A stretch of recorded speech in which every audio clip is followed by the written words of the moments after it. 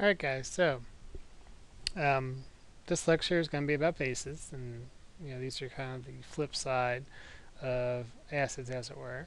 The good news is that mathematically they work very much like solving for the pH of weak acid solutions or strong acid solutions do. You should realize when you have a strong base, because when you do have a strong base, your life becomes much easier. If you do have a strong base, all you have to do is assume that all the base associates, determine the concentration of hydroxide, and then there is one extra step with bases, and that if you know the concentration of hydroxide, you're going to have to use the Kw expression to go from the concentration of hydroxide to the concentration of H+, and then from there you can calculate pH. So be on the lookout for these alkali metal hydroxides, because those will be strong. Sometimes you'll have an alkali earth hydroxide. Remember that those are strong as well. They may not be very concentrated, but they will be, strong bases. So if you're asked the question, what's the pH of a solution of 0.05 molar KOH? Why don't you guys take a sec, pause the video, and see if you can figure out what this is.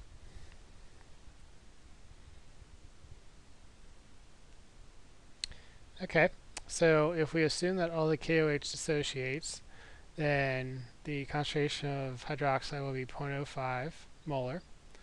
And then knowing that that's a hydroxide concentration, and that Kw is hydroxide concentration times H3O plus, we can use the Kw equilibrium expression to get the concentration of H3O plus, and then we use pH, and we calculate pH of 12.699. Okay, so pretty straightforward. Weak bases.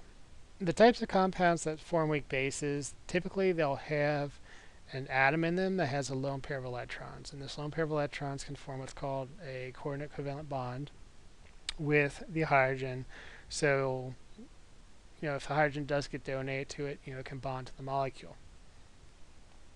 So, and this is especially true of nitrogen compounds. So if you have something like methylamine, where we have this lone pair of electrons attached, on this nitrogen, and we put that in water, dissolve in water, what will happen is that water will donate a proton, and it can bond at the site of the nitrogen because of this two lone pairs on the nitrogen and form a positive ion, and then we'll have hydroxide as well. So in this way, it will act as a weak base. The reaction of a weak base with water is an equilibrium process. The general equation for it is base plus water goes to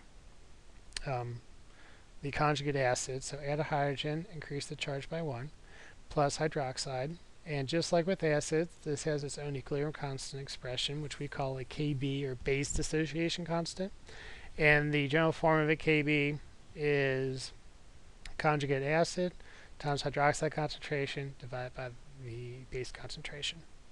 Okay, so make sure again, you can get this equation for the Kb, the chemical equation for the Kb, and the expression for the Kb as well. So when you need to figure out the pH of a weak base, it works very much like determining the pH of a weak acid solution. The only difference is that the Kw is used to determine the H plus from the OH minus. So the big difference here is that what you'll be calculating is not an H plus concentration. You'll be doing an equilibrium concentration, or rather calculation, and you'll be calculating the hydroxide ion concentration. So you could ask the question, what's the pH of a solution of 0.05 molar methylamine? And you're given the Kb. If you guys want to try this out on your own, feel free to do that. You can just pause the video, and then I will walk you through it.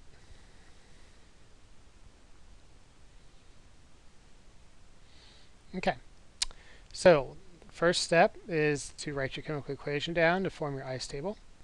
And we have a starting concentration of 0.05 molar methylamine. To get to equilibrium, we have some of this has to react. X moles per liter of this has to react, and in doing so, we'll form some of our conjugate base and some hydroxide. So we will have these equilibrium concentrations, and then the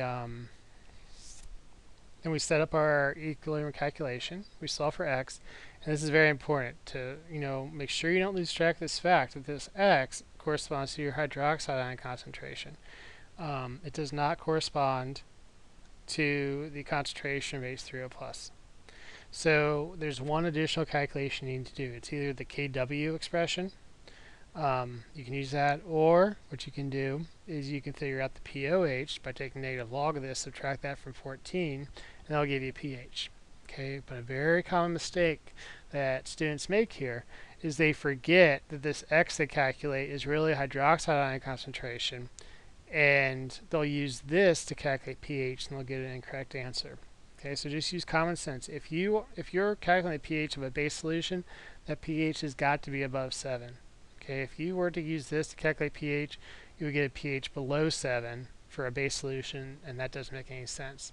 So just be cognizant of what you're doing.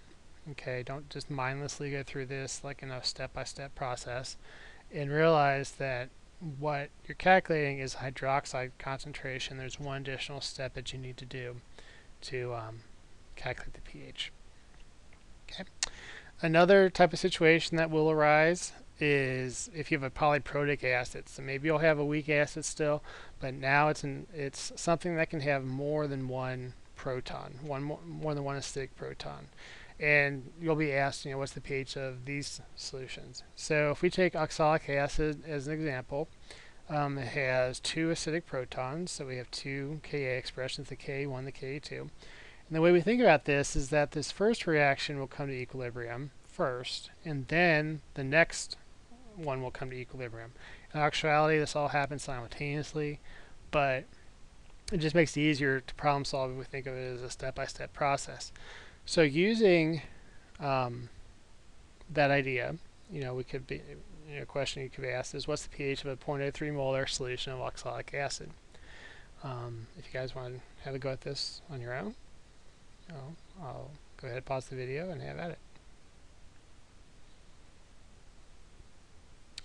Okay, so as I was saying, we need to treat this as a step-by-step process.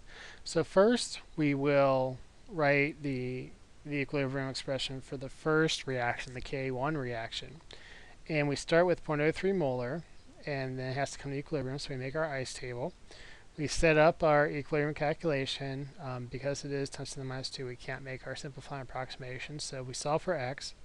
And we get x is 2.23 times 10 to the minus 2 moles per liter. So that'll be the concentration of H3O plus after the first equilibrium is established, and the concentration of HC2O4 minus.